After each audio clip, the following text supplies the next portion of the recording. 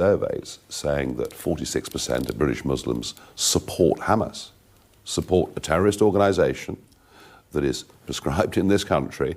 So we've been, and what's interesting is that this Prime Minister is building up far more of that population than anybody. Welcome to episode 8 of Apparently. A sad day, I would say, Ladan. It's been a sad week. When hasn't it been? I feel like this has been the worst year of my life. Yes, I would say 2024 has definitely. I was actually thinking about that the other day when going on a depression walk, and I would say that each year has gotten gradually worse, but I'd say 2024 is the worst so far. Yeah, this is the worst. This is the worst. No, really, it just feels like every day I wake up to terrible news, and you felt this when you found out about Imane Khelif's death the other day. Yeah, it's just that waking up, checking your phone, who's died now, what atrocity has happened overnight, and then going to sleep with the same feeling of what's happening in Gaza right now, what's happening on the streets of the UK right now, and around the world. It's like a constant barrage of bad news, and I don't think the human mind is developed enough to deal with that level of constant torture. It's not just that we're not developed enough, we've mentally regressed in like a horrible way, especially because of the pandemic and lockdown. I was watching a TikTok video. The TikTok video wasn't very interesting, but the comments were full of people talking about how much lockdown and the pandemic has completely destroyed their mental health. So to have all of this happening in the world after the pandemic is wild. Yeah, I feel like the pandemic was basically shaking a can of Coke, and then the events thereafter has just been opening it, and then it's just shit spewing everywhere. Well, Coke. Thank you, Wuhan, China. Thank you, Wuhan, for ruining my life. Honestly, yeah. So I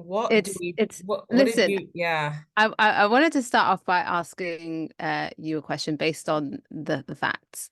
Is that the world is sort of narrowing in on us as Muslims, as women, as Black women, as immigrants or the children of immigrants.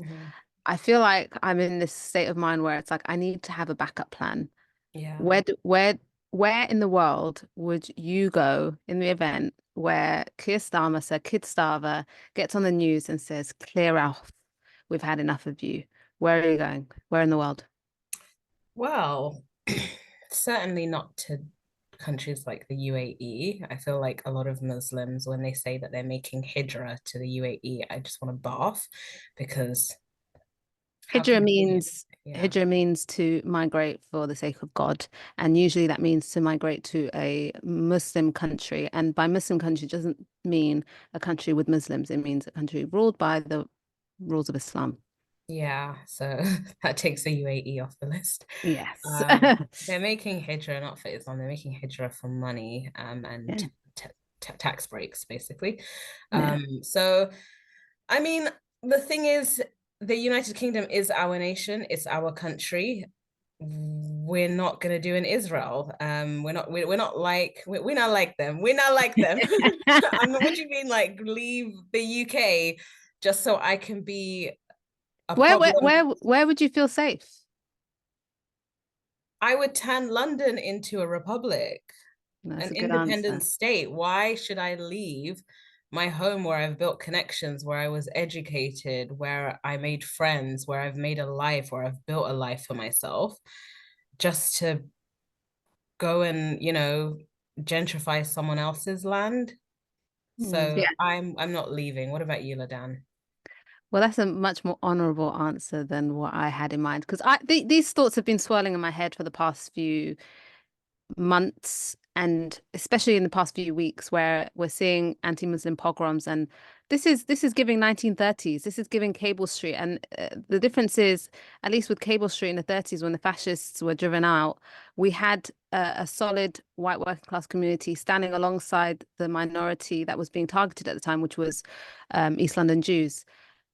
I don't think there's that kind of class solidarity in the UK right now. We don't have class solidarity, and we also don't have solidarity with Muslims and Black and brown people. What we have are well-meaning liberals getting retweets on Twitter, writing nice things. That's as far as the solidarity would go. I do remember there was United Against Fascism, Yeah. our version of Antifa, and I'm not sure where they are now, but to be fair, the way that the UK is going, I mean, they've given harsher sentences to Just Stop Oil protesters than they give to pedophiles and rapists. So I can imagine that it's looking cold out there for anti-fascist protesters.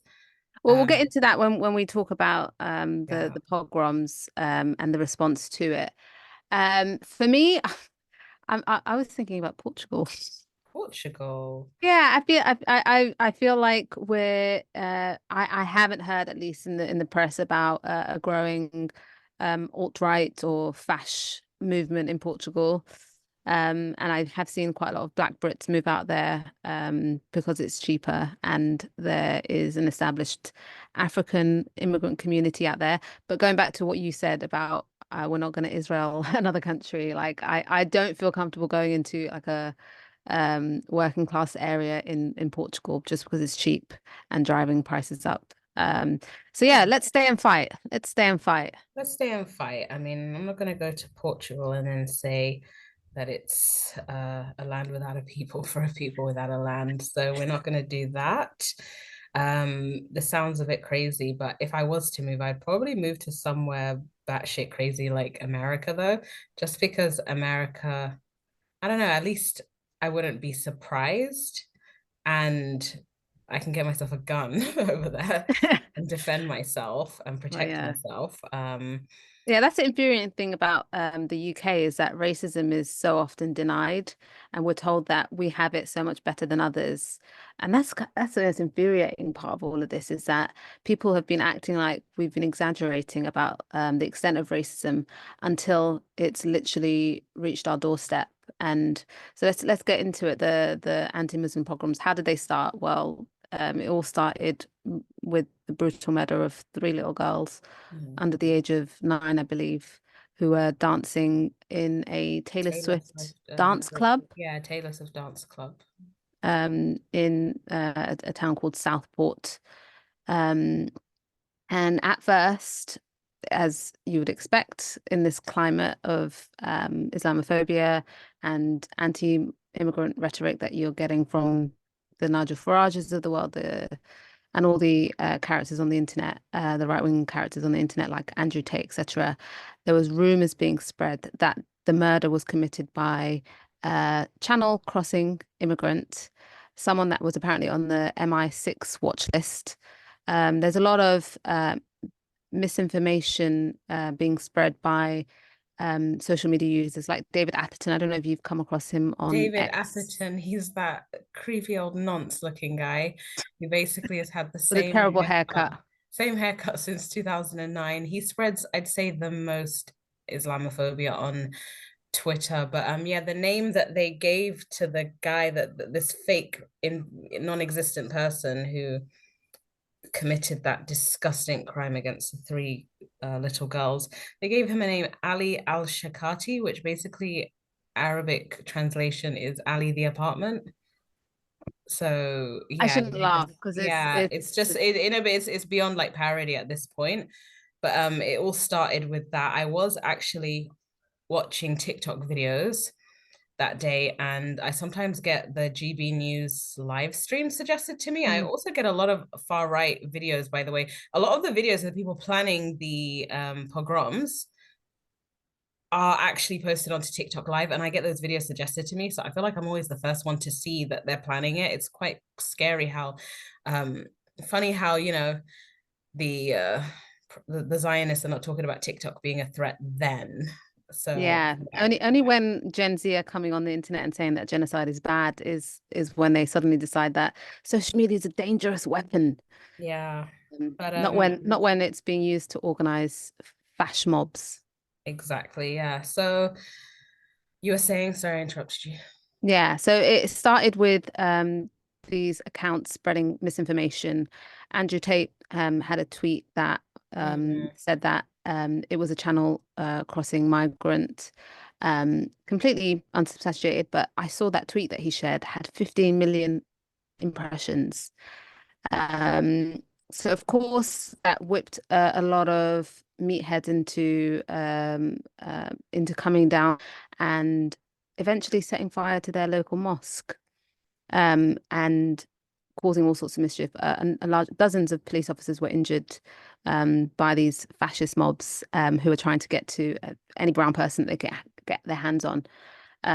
It's quite interesting, quite with a WH, um, how little we're hearing from these law and order types, these conservative types that have been making a big fuss about the pro-Palestine marches that have been going on for the past 9 or 10 months. The hate marches, as they call it, which haven't had any violence towards police or anyone really.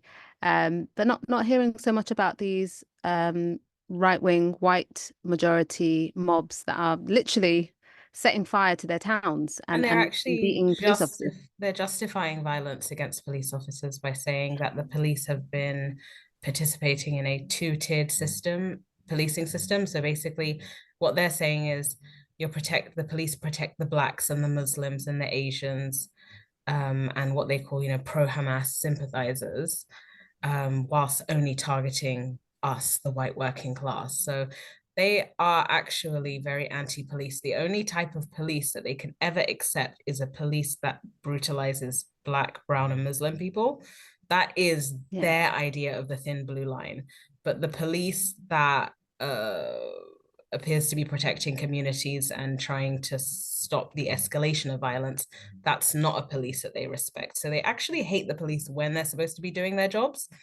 Yeah, it's just it goes back to that age-old saying, which is that equality for people that are used to supremacy feels like injustice, and that's what we're seeing. So yeah, it's been spreading like wildfire, literally.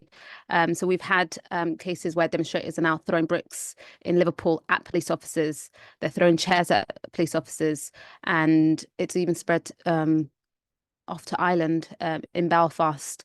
They're throwing fireworks at at people who are counter demonstrating and supporting businesses that are being targeted. So they're targeting businesses that are owned or perceived to have been owned by immigrants. They don't care if they're Muslim or anything like that, because I'm looking at some of the names of the people that are being targeted. They just sound foreign. So it's just a fascist mob. Yeah, I saw a video. I think it was in Bristol, maybe. Either way, it wasn't London. It definitely would not have happened in London. But I mean, you say that we have had instances in London. Yeah, we have. No, yeah, I agree. But I think it was like 10-on-1, like 10 white people beating up one black guy, and he managed to he handled himself really, really well. But yeah. very I think I saw scary. that was in Bristol. It was one black man against 10 white fascists. And then he was backed up by an Asian man after he fended for himself a little bit.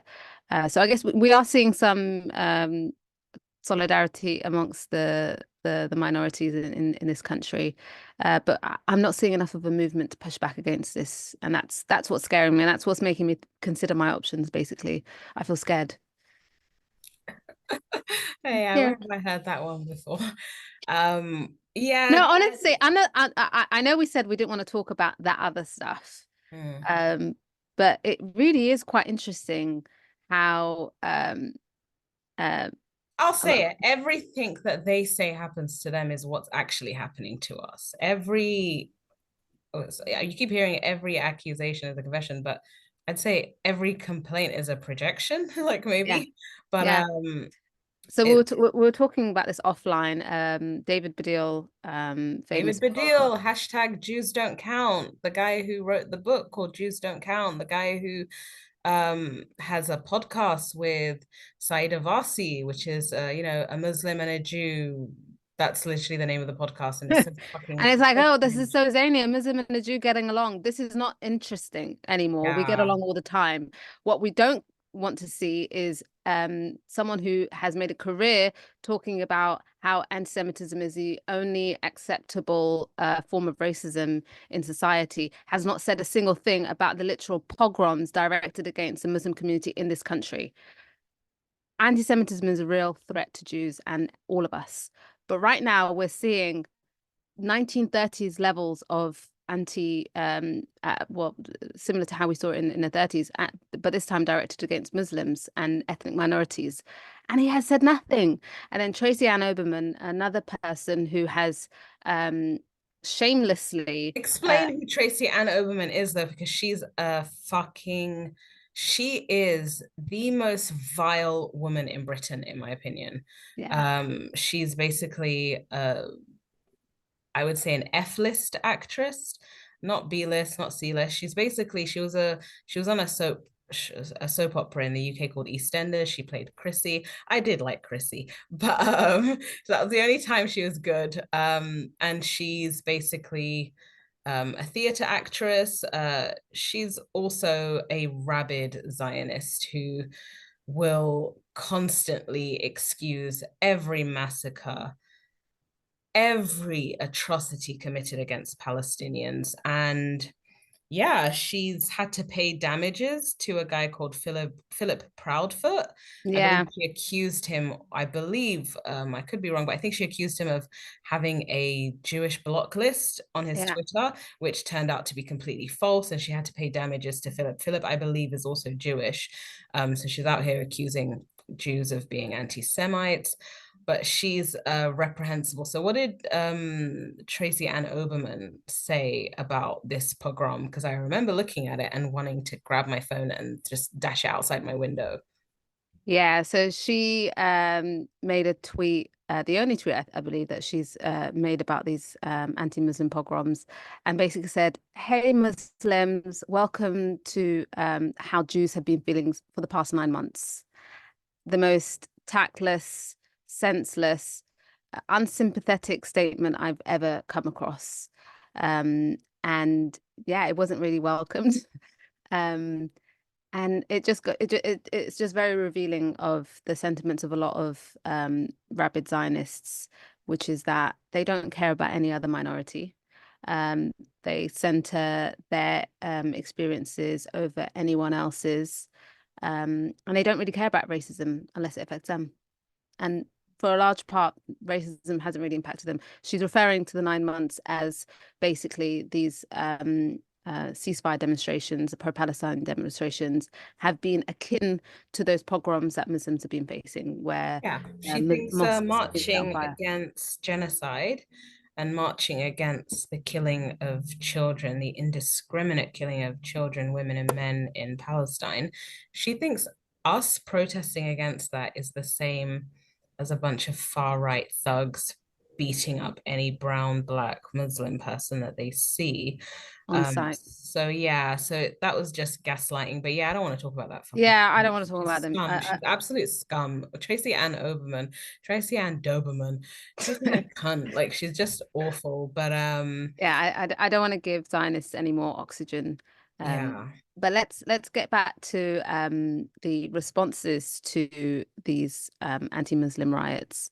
So Kid Starver, so Keith, made a statement. I think all of the front bench have made statements on the riot. I don't want to call them riots. I'm sticking to calling them pogroms because that's what they are. All of the front bench, the Labour Party, have made statements referring to thuggery and condemning the thuggery. But I haven't heard any of the front benchers talking about the fact that these are racist pogroms, racist riots, that these are white supremacists that have been whipped up into anti-Muslim and anti-black. Yeah, they don't want to use the word Islamophobia. Or racism. Or racism. Because they don't want to alienate their new voters, the people who moved from Conservative to voting for the Labour Party. They don't want to alienate them.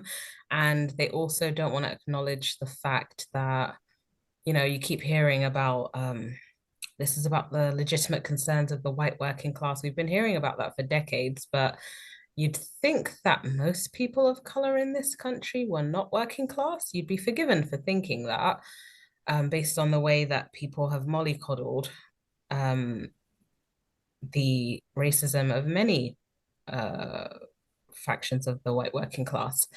But yeah, people and the fact that this kind of Islamophobia has been normalized, I'm going to say, not by the conservatives to begin with. I think for me, this goes back to the early 2000s by the Labour Party. David Blunkett and Jack Straw. That's the first Exactly. time I saw politicians being Islamophobic, was those two. Exactly. You remember Jack Straw, the former Home Secretary, had a constituent in his, I think, Leeds constituency. A lady in a niqab came to visit him to attend his surgery. And then he made a statement in the press basically saying how shocked he was that someone in a niqab had come to visit him, and how undemocratic it was that he was not able to engage with the constituent and look her in the eye. And then I remember, even as a kid, or however old I was definitely quite young, listening to that and thinking, well, hold on, this woman came to visit her MP to discuss an issue that she had. This is someone who's engaging in democracy, engaging in the political process, and her MP and the Home Secretary has come onto the press and basically called her a backwards um, a backwards, nameless, faceless, in his opinion, unengaged, uninterested, and undemocratic person in society. And that's when I realized, well, hold on, these politicians really hate us. And that's where I think the rot has begun, and the normalization of Islamophobia in society, in the press, and in government. Yeah, I mean, you can't have an emboldened far right without an impotent, complacent, and complicit centrist class. Yeah. They are the ones who make that stuff possible, because they set the scene, they set the table. They're the ones who actually make it seem socially acceptable, rather than, it's no longer a fringe opinion. This is not a BNP UKIP thing. This is mainstream. Islamophobia is mainstream and institutionalized. You cannot say the same about anti-Semitism. So Yeah. I'm just astonished. I do think this is the first time ever that I've ever been truly depressed about Islamophobia. Before, I did feel like there was some resistance, or that it wouldn't get worse. But like we said, this is the worst. This is the worst. The So worst. Yeah, yeah. I think we're leading up to lynchings, and I'm not an executor by nature, but I think we're heading into that territory where we're going to see lynchings of random Muslims, and then it's going to be justified in the press, just as we've seen it yesterday, where people on the BBC, I think it's the editor of Conservative Home, was basically saying, well, hold on, they have legitimate concerns. Which you would never, I don't want to sound like David Baddiel, but you would never hear that about any other No, you community. wouldn't hear that about that community. Sorry, but you can't just say no other community. It's specific to his. I just wanted to go through an interesting tweet that I saw from a man called David Miller. So David Miller, if you're not aware, he was a professor at Bristol University, or University of Bristol. He was a politics professor. That was his career. And he was sacked from Bristol University for supposed anti-Semitism. And his crime was basically having lectures that taught students on the link between Islamophobia and Zionism and the defense of Israel. Anyways, he actually, I believe, took Bristol to court, and he won, which basically the ruling of that was that anti-Zionism is protected the way that anti-racism is protected. So that was a victory for David. He's quite a controversial person on Twitter. I don't agree with everything that he writes. I do think his dismissive attitude towards what's happened to Syrians at the hands of the government have been kind of disappointing. I mean, obviously there's nuance to this, the fact that America and the West have meddled in Syria's politics, the fact that, Syria was not always like this, the fact that, you know, it's complicated. I sound like a Zionist when I say it's complex, but it is, I to be mean, fair. Syria genuinely is, and I There's don't so know what many to actors involved in this, so many. So yeah, so he wrote a tweet yesterday, I believe. Yeah, and he basically wrote, and this is a long one, but I'm just going to try and be fast. So he said, what's causing the Islamophobic riots across the UK and why now? Number one, the riots have been instigated by the Zionist asset Stephen Yaxley Lennon, aka Tommy Robinson, who has been working for the State of Israel since 2009 as part of the so-called counter-jihad Islamophobia movement established by that state. When his organization, the English Defence League, was incorporated in 2011, 2 years after its inception, it was named the English and Jewish Defence League. The Jewish Defence League, a Zionist terrorist organization, has been a key part of violent Islamophobic street thuggery in the UK over the past decade. Okay, number two, Yaxley Lennon, aka Tommy Robinson, is one of the most high-profile actors in the State of Israel's online influencers program in response to Operation Al-Aqsa Storm. So Operation Al-Aqsa Storm, for those of you who don't know, is the name that October 7th. October is another description of October the 7th. He and others like Ollie London, Noah Tishby, Hen Mazig, Arsen Ostrovsky, and Emily Schrader, and many others are paid to distribute Zionist propaganda, of which pushing back against pro-Palestine protests and sowing Islamophobia are two important and interlinked aims. I will leave it at that for now. So basically, he's done a lot of work. His Twitter account is called tracking_power. Like I said, you won't agree with everything that he writes. I don't. No. But it's very fascinating to see that he's done a lot of work on investigating in quite a forensic way the link between Islamophobia and Zionism, because so much of it is to do with that. If all Muslims just gave up, did not go to any pro-Palestine marches, if we all said we accept the genocide in Gaza, this is what Palestinians need to go through, if all Muslims became pro-Israel, you would see a stark decline in Islamophobia. Muslims would be the most loved people in the UK, I think. I think that Muslims would even be forgiven for any sort of any bad behavior. We would just be completely loved. A lot of the Islamophobia is because of our inherent resistance to the Zionist atrocities in Palestine and Lebanon as well. We mustn't forget what Israel has been doing in Lebanon. But what do you make of that? What do you think of David Miller's tweets on this? I can see that loud and clear, the links between the Israeli government itself and some of these Zionist influences online. I don't know if you remember Ollie London, the freak of nature, who has one of the biggest platforms on X for some reason, who peddles the most ridiculous Islamophobic Who smears. is Ollie London? Can you explain him? So he is, I don't know what his original job was. He used to pop up on social media. He presented himself, I think, as a trans person. And then he said he was trans Korean. I know this sounds ridiculous. Yeah, he got but plastic surgery to look Korean, to look like a Korean woman, I believe. And now he's detransitioned, quote unquote, yeah, detransitioned.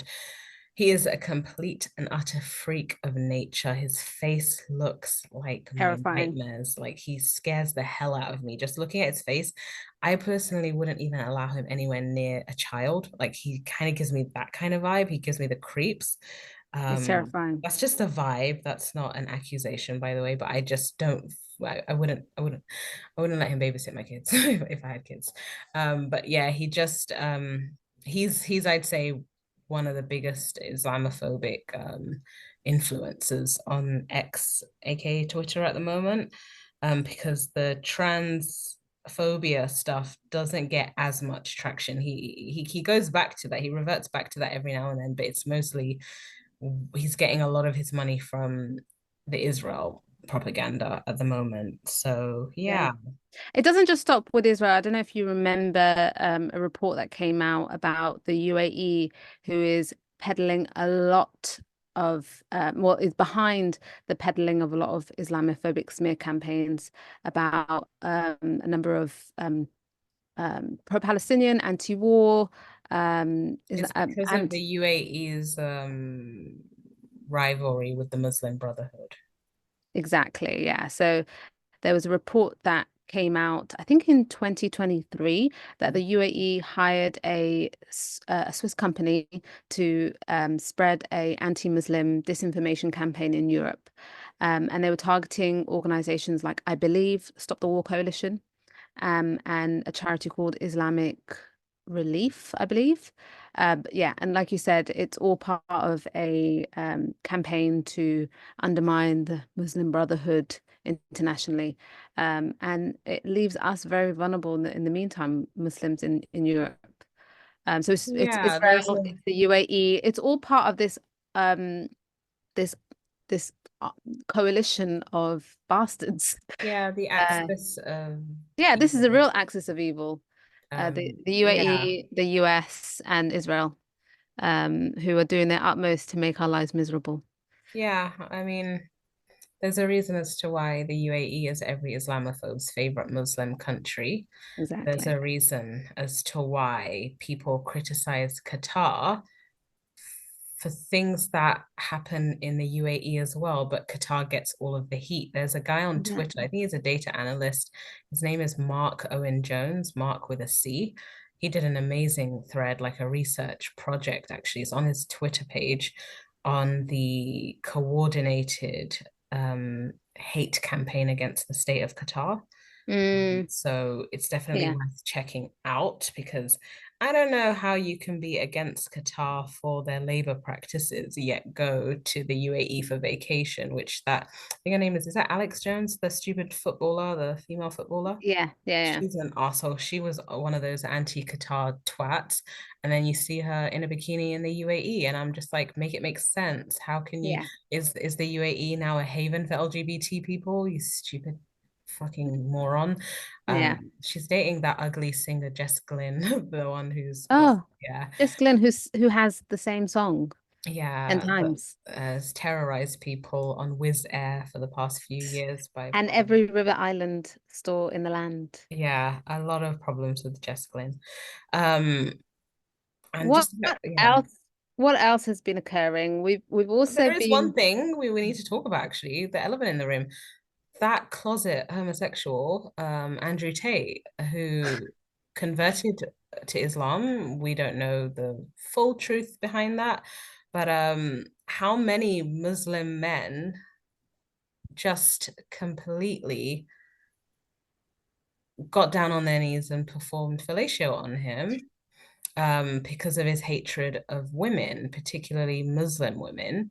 And then yeah, suddenly, those very same Muslim men are Asian men. now, Let's mostly British Pakistani men, who really need to get back in touch with their fathers, and where are yeah. the fathers? Where are the fathers? But Where anyway, are the fathers? yeah, Because a lot of these guys have put Andrew Tate on a pedestal because he represents to them an archetype of masculinity that they haven't experienced in their home lives.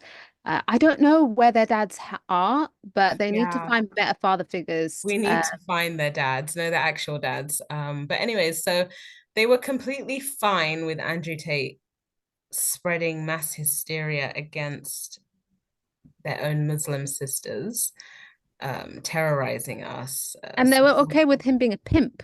They were okay with him being a pimp, sex trafficker, a criminal, basically, until Andrew Tate Use the P word. started using the P word, the four-letter P word, and using the N word.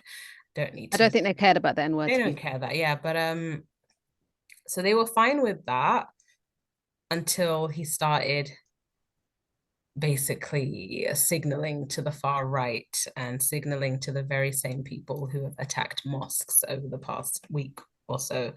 So I just want to give a massive shout out to every Muslim woman who raised the alarm on Yes. Andrew Tate, because we are the community. It's visibly Muslim women who suffer first when it comes to Islamophobic attacks. We're hearing reports in Middlesbrough of a Muslim woman having acid thrown in her face. It's not completely verified yet, but just putting that out there. We'll find out more about that soon. Hopefully there's more developments on that, and hopefully it didn't happen. I'm hoping, like, I'm sorry, but I'm not one of those people who acts gleeful when there are hate crimes against us. I would rather there not be any hate crimes against us. I do not want to be a victim. So why the fuck would I want to play the victim? Exactly. And So to be yeah, honest with you, I don't think anyone cares besides us. I think yeah. we're on our own. So yeah, we're on our own. And yeah, it's just been very, very interesting knowing what your place is in this country, knowing that at any given moment, it could all collapse, which just shows the fragility of cohesion in this country. And it also shows you that we're not the ones who haven't integrated. We have integrated. We work here. We pay taxes here. We vote here. We volunteer here. I've been volunteering for years. So have you.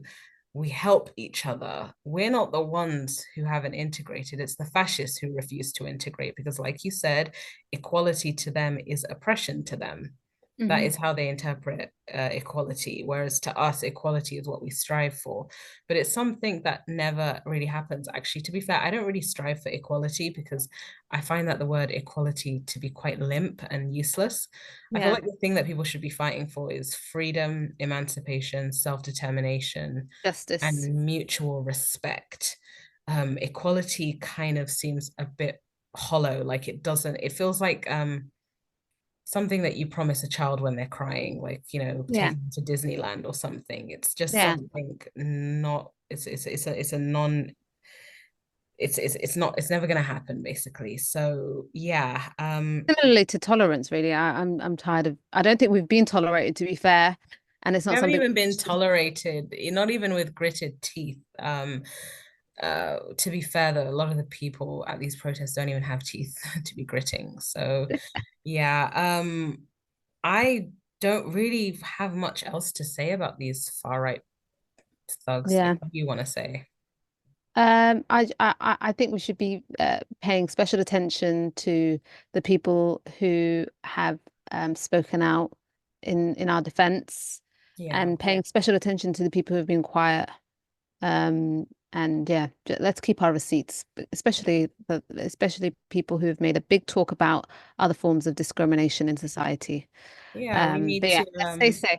let's stay safe. Solidarity with Black people, with Muslims, with Asians, and anyone who fits into that intersection. So, because you can be Black and Muslim, can you imagine, like, how much worse it Yeah. is if you're a mixture of both? Um, so yeah, that's all on the pogroms. Let's archive this as a part of history. We must never let people forget what they basically Have allowed to happen. allow to happen. So, in other news, apparently, Algeria is a very woke country that sent a trans woman to the Olympics. Apparently, Algeria is ahead of the curve, the very religious, conservative country in North Africa. Is, Beacon of tolerance. yeah, they are a beacon of acceptance, I would say, for trans women. Apparently, if you were to believe the absolute batshit crazy conspiracy theories of J.K. Rowling. I just want to know if why as a billionaire, you could literally go into one of your rooms and literally what was it? Not Donald Duck. Who was Scrooge McDuck? Who was that character in the cartoon who had all the money? I don't know. Like whatever that character was who had a room full of money and he would just like swim in it. That's what I would do as J.K. Rowling, as a billionaire who, wrote a pretty good series, and she can retire off of that. I wouldn't even bother writing any more books. I would literally just go into that room and play in money. And yet she's decided to dedicate the past few years on targeting the most vulnerable, one of the most vulnerable sections of society, which is trans women. Less so trans men, but that's another point. Yeah. Obsessed with Obsessed. seeing Well, I did see a tweet yesterday which may have shown J.K. Rowling's villain origin story. So a few years ago, right before she joined the dark side, she basically liked a transphobic tweet, and her publicist or her manager, someone in charge of her business dealings, basically jumped in and said that she was having a senior moment and like tried to basically brush it under the carpet. So this, can you imagine what would have happened if Elon Musk owned Twitter back then and Twitter likes were hidden back then? Maybe J.K. Rowling would be an ally to the trans community, but what she did, I think, was that flipped a switch in her, and I think changed her forever. And then she thought, oh, you think that I'm a senile old bat? I'm gonna Yeah. act like a crazy old bat. Yeah. That's what you're gonna get. She's like, bet. She's like, bet. Bet Bet on that. you gonna see today. Yeah. And then she hasn't let up since. So what are we talking about? We're talking about Imane Khelif. She's a boxer who's currently competing in the Olympics in Paris. A woman, let's make it clear, a woman from Algeria. She's an Algerian female. She was born a female. I don't know how to make it any more clearer. This is not a trans issue. So we're going to separate the trans topic for now. However, people who are obsessed with trans women see them everywhere. They see them under the bed. They see them hiding behind a door. They see them everywhere. So J.K. Rowling, Elon Musk, the fascist prime minister of Italy, all of the deviants have gathered on this topic and have claimed that Imane Khelif, the boxer who won fair and square against an Italian by the name of Angela Carini within 46 seconds. So Angela Carini forfeited the match. Sorry, but 46 seconds is funny. She got punched. She got punched hard, as you would expect in a boxing match. And she Yeah, decided I mean, to dip if out. I did not want to be punched in the face, what career would I avoid? Yeah. What to do. And then you had the deviants, like I said, people like J.K. Rowling, Elon Musk, even Ollie London, talking about how dangerous it is to allow men to punch women. How is the IOC, the International Olympic Committee, allowing this? And then they cited some tests that were apparently conducted by another body called the IBA, International Boxing Association. So in 2023, this association, which regulates boxing, found apparently that Imane Khelif and another boxer from Taiwan, Lin Yu Ting, they said that they had found. Sorry, but her name does sound like like a racist slur. The way that I know. That's why I was really careful to say it. I was like, is that really how you pronounce it? I'm not going to say it again. But yeah, they found that those two boxers did not meet one of the eligibility criteria. So they didn't say what the eligibility criteria was. So we do not know if Imane Khelif or the Taiwanese boxer have XY chromosomes, which is what is usually associated to men. Women, female cis women have XX chromosomes. So we don't know. We don't know what eligibility criteria they didn't meet. All of this is confidential. We don't know if they have any genetic conditions that give them an advantage that is based on their gender or their sex. We don't know what testosterone levels they have. We don't even know for certain that they have difference of sexual development. So it's called DSDD, difference of sexual development disorder, which is basically like an abnormality that you're born with. We don't even know that she is intersex.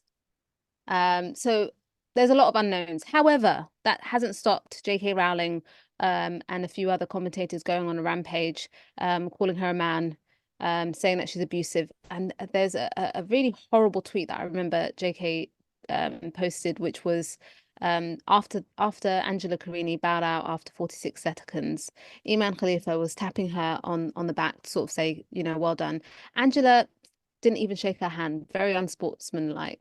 And JK took that picture and said, "This is a smirk of a man who has punched a woman and gotten away with it." And it was just a woman, showing sympathy to another woman after she defeated her fair and square. I would have taken, if I was Imane Khelif, I would have taken Angela and pushed her head down and then farted in her face. Like, I think she was being a bit too sportsmanlike. She's too nice. Like, too nice. Like, same with Caster Semenya when she was comforting Lindsay Sharp in one of those races a few years ago. And I'm like, Lindsay Sharp came 6th place. It's like, bitch, you weren't even in the top 3. You weren't going to get anything. You weren't going to get close to the podium, my love. Yeah, but this just... is, I'm glad you mentioned Caster Semenya, because this is all part of a trend where women of color, Caster Semenya was a South African runner. Imane Khelif is an Algerian, North African woman. The Taiwanese boxer, I'm too scared to say her name in case I get it wrong again, Lin Yuting, is obviously Asian. Yeah. All of these women do not fulfill the very narrow definitions of what femininity, which is usually white. I'm gonna be real with you. I don't think Angela Carini really met that criteria either. I don't think she looked very feminine to me, but that's just me. I would say that about Angela Carini and any butch lesbian who's being anti-trans. Sometimes I'm like, darling, the call is coming from inside the house. Pick up. You are like, it's like the Spider-Man pointing meme. Yeah. You're not safe either. And none of us are safe. I'm sure I've got PCOS. You've seen my mustache. We've seen Ash Sarkar's mustache as well. Like, many of us. Now, why are you putting Ash Sarkar in this? How did I get in this? But it's the truth. It's like we all minorities the especially propensity to develop manly features.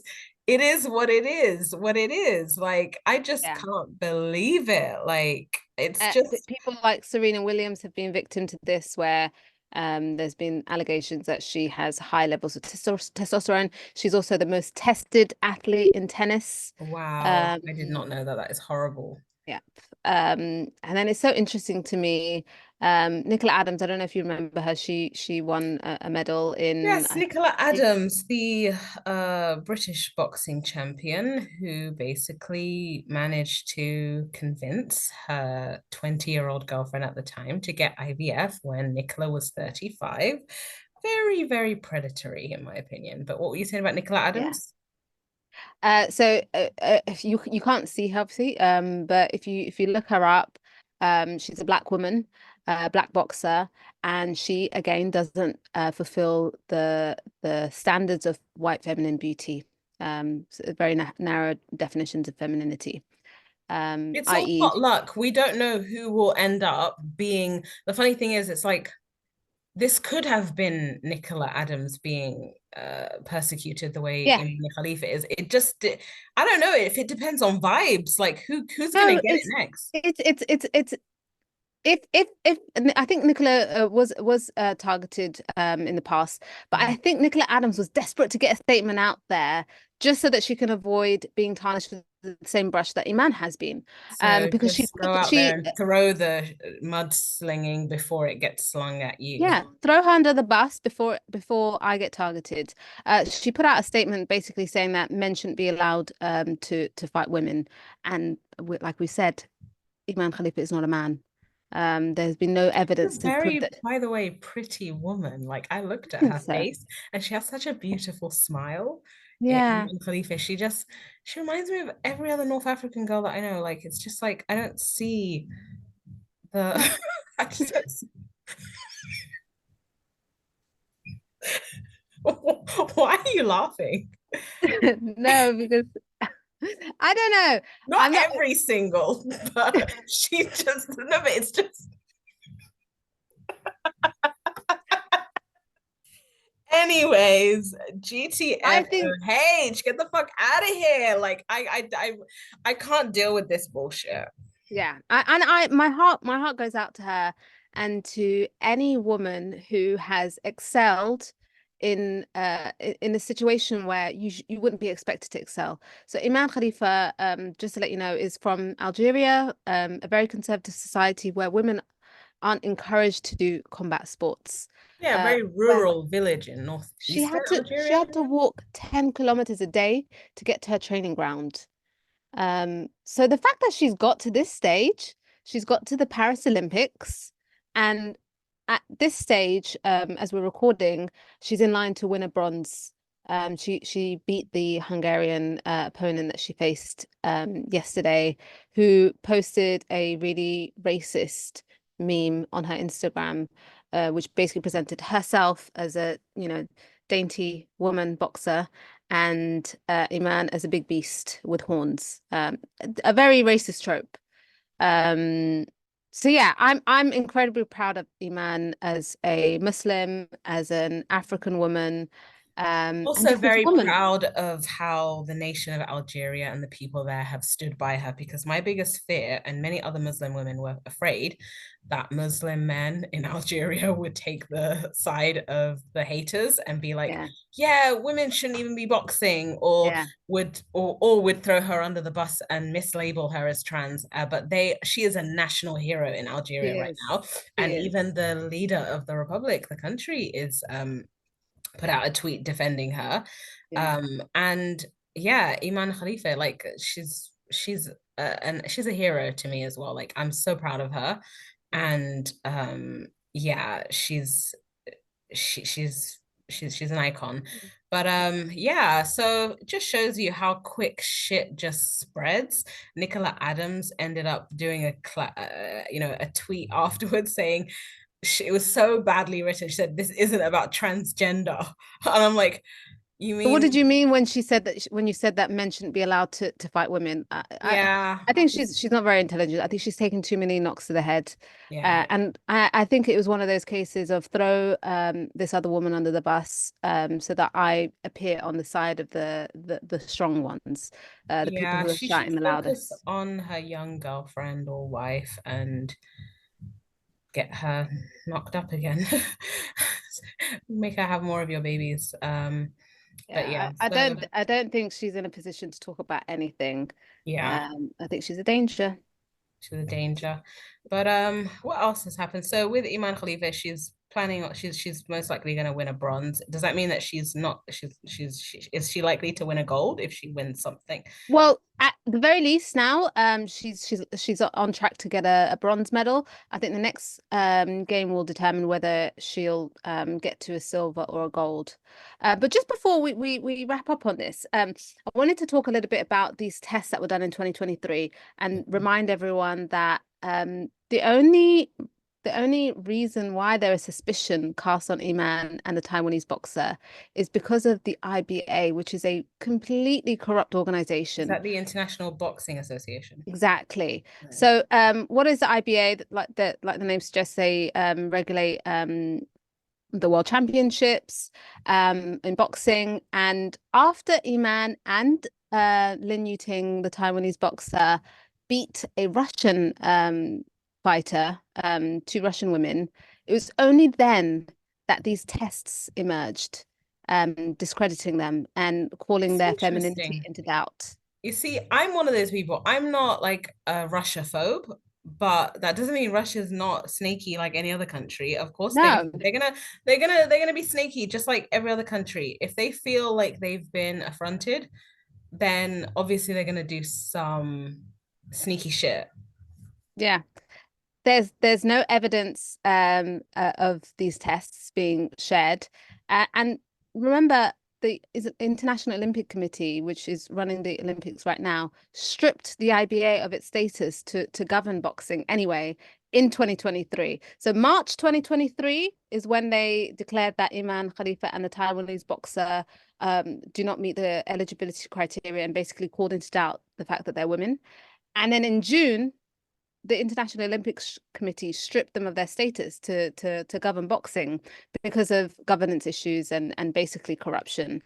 The person who heads up the IBA is associated with Vladimir Putin, and their biggest sponsor is Gazprom. So red flags all around. And What's yeah, Gazprom? What's Gazprom? Gazprom is the energy body in Russia. It's the gas distribution company, and it's owned by the Russian state. It's all very, very shady. Like there's levels to this. Basically, that's what you're saying. That it's not Exactly, just, and yeah. it's giving psyops.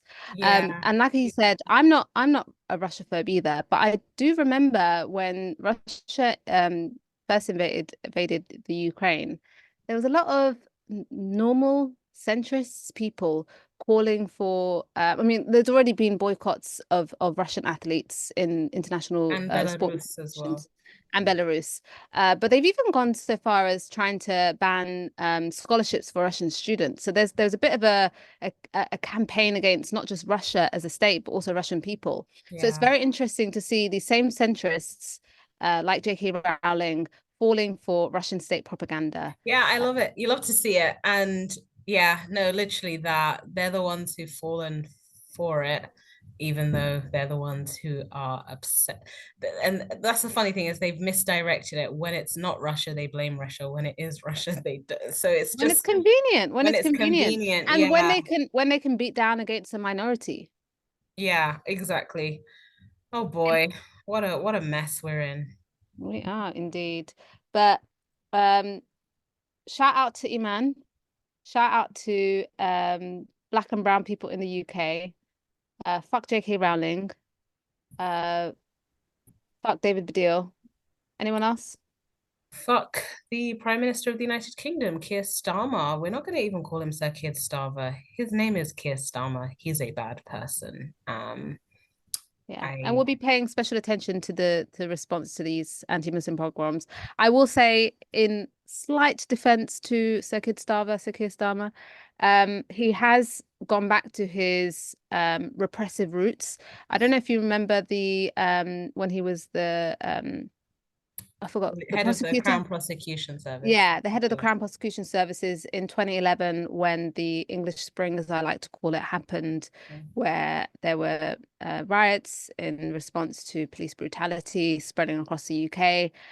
He opened up these 24-hour courts. Thousands of youngsters were given year-long and year-plus sentences for simple acts of I would say acting up, stealing a bag of rice, during riots. or even just being wrong place, wrong time, and Exactly. I remember the Cornetto case where a kid, when he saw a shop already broken into, picked up a Cornetto and walked away with it, and he got 2 years. 2 whole years. Not just that. I don't know if it happened or if there were calls for it, but people being like families being kicked out of their council house. So like Yes. if your son or daughter participate in this, you will be removed from social housing. So he's Yeah. basically now doing this for the okay. So just to challenge your point, I do not think that we should be doing this to far right people, because they're going to end up using this against pro-Palestine people. Oh yeah. I mean, but they were going to do that anyway. They were going to do that anyways, but I do think that rhetoric is what needs to be challenged. It does us very little if they're just going to be handing out draconian sentences, but not using the word Islamophobia. There needs to be a culture change, not more separation of families. Because remember, it's the bad family system that has led to people being like this. One factor, not the entire factor. Yeah, but I want them to face the repercussions of their actions. Yes, they need to be punished. There needs to be, if Muslims are to be de-radicalized, then they need to be de-radicalized as well. Exactly. But I'm just taking it with a pinch of salt and treading with caution, because I just feel like weaponizing the law to imprison them could only lead to them doing this to someone who's, this sounds horrible, but someone on our side. So yeah, Yeah, I see your point. I mean, if they go harder, then they'll go even harder on us. yeah, and it's But just, the difference is we don't do this. yeah. Anyways, I think that is all we have time for today. Today's been quite a jam-packed episode. I just want to echo Ladan's point: solidarity with all marginalized communities, solidarity with Imane Khelif. And yeah, I think that is it. Thank you so much for tuning in. Listen, like, and share. Thank you. Goodbye. Ciao.